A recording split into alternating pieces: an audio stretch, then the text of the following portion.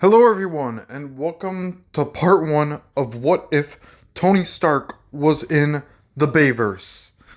My first crossover What If that I'm doing on my channel. So without further ado, let's set the scene. So this story starts off with Howard Stark, Maria Stark, and Archibald Woodwicky all on an expedition in the snow, uncovering something. That is, until the three of them fall down into the cavern with Megatron. That's when Megatron's eyes activate and takes them all out. Let's just say they all die in this universe from Megatron's eyes, like knocking them out or whatever. And then the same thing happens with the code being imprinted on the glasses. So everything on Sam Witwicky's side is pretty much going the same. So this scene, Scorponok is attacking these soldiers in the desert.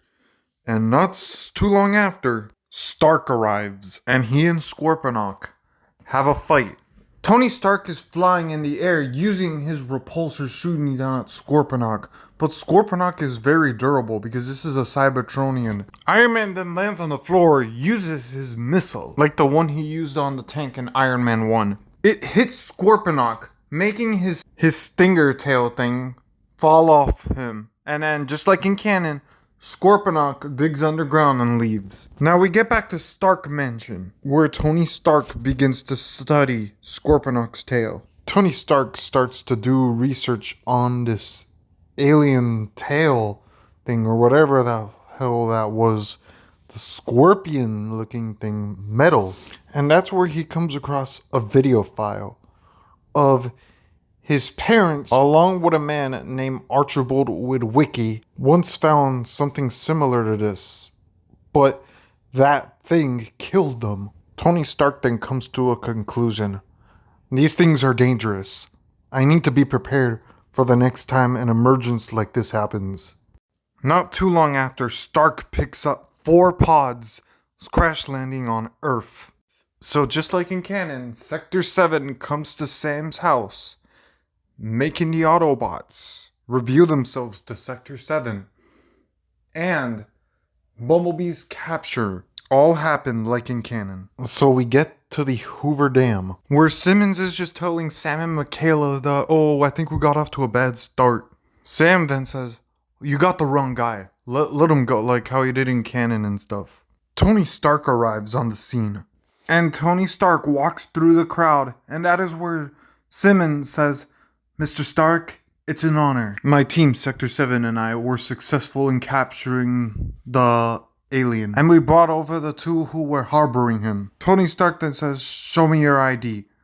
And Simmons shows Tony Stark his ID, but Tony scans it and basically just says, Sector 7 doesn't exist. You're a phony. All of this is falling under Stark Industries now. Tony Stark then walks to Lennox. Lennox is like, Mr. Stark. Tony then says, hey, I want to see the kids that are involved in this. At once, Mr. Stark.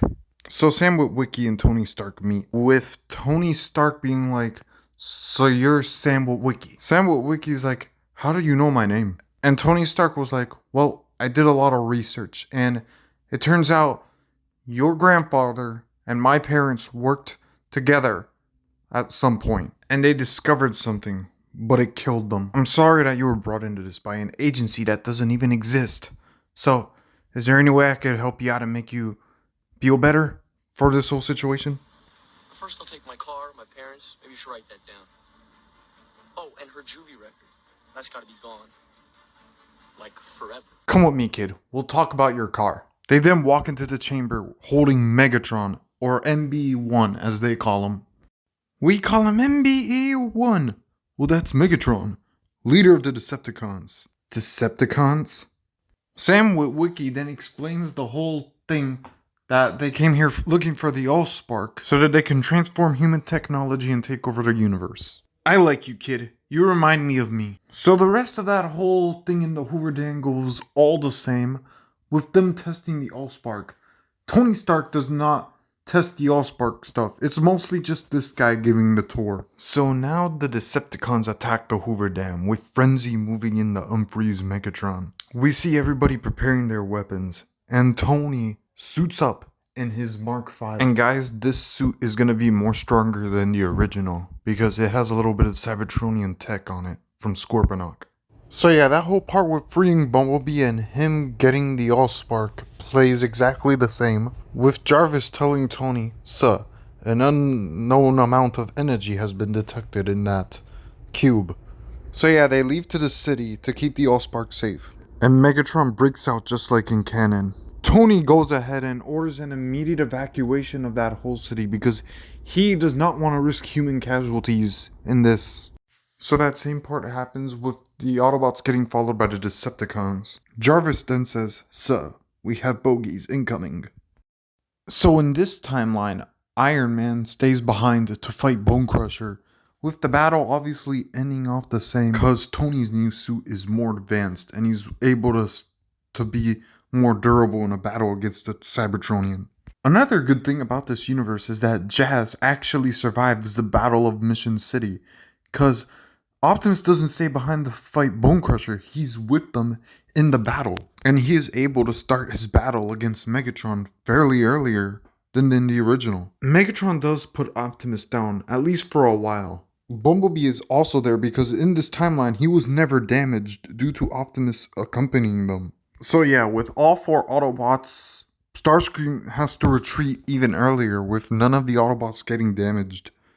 Well, not too much. So Megatron arrives, but he has all 4 Autobots to deal with, but he does defeat them pretty swiftly. By grabbing Bumblebee, throwing him in the ratchet, then Jazz shooting at him, but him shooting Jazz down just like in canon, walking past him. And Ironhide does lay maybe a punch or 2 on Megatron before Megatron totally takes him down. Just a bit showing on how powerful Megatron is. So Megatron catches up to Sam on the roof and orders him to give up the Allspark. That is when Iron Man comes flying in. "It's time you pay for murdering my parents." And with that, Iron Man fires a barrage of weapons at Megatron, some being little explosives, and one of them lands near Sam and explodes next to him, making him fall down. But Optimus is there to catch Sam. And just like in canon, Megatron falls down after Optimus and Sam, because the Allspark is his main objective, not Iron Man. So yeah, they all fall down just like in canon. Iron Man does follow soon after,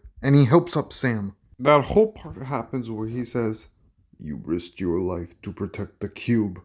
If I cannot defeat Megatron, you must push the cube into my chest. I will sacrifice myself to destroy it." So Optimus gets up and starts fighting Megatron. So a fleet of military jets arrive, with Colonel James Rhodes saying, "Sorry we're late to the party, Tony. Better late than never, Rhodey. Now let's light up these Decepticons." That's when Starscream appears within the fleet and starts taking them all out. Colonel James Rhodes gives the order to attack Starscream. And yeah, they fight Starscream for a little bit until he's driven into retreat. So yeah, just like in canon, missiles are shot at Megatron. "My Allspark! Sam, put the cube in my chest now! Sam! Kid, now!" Sam then throws the Allspark, with Iron Man catching. Iron Man then puts the Allspark in front of his arc reactor. "This is for my parents." He then shoots the Allspark with his arc reactor, and the Allspark energy hits Megatron in the chest, killing him like in canon. They then surround Megatron's dead body. Optimus gives a big thanks to Iron Man and Sam Witwicky for helping him. So the ending goes the same, with Megatron's body being put underwater. Tony goes on a date with Pepper. Aliens, huh? Yeah, I don't believe it either. But hey, at least you saved the day, Tony. I wasn't alone. We then end off part 1 with Optimus Prime giving a speech, and I send this message to any surviving Autobots living refuge among the stars. This planet is filled with people like us, and there's more to them than meets the eye. And that's where I'm going to leave this off here, everybody. Hopefully you guys enjoyed part 1, and I'll see you guys in part 2, Transformers Revenge of the Fallen.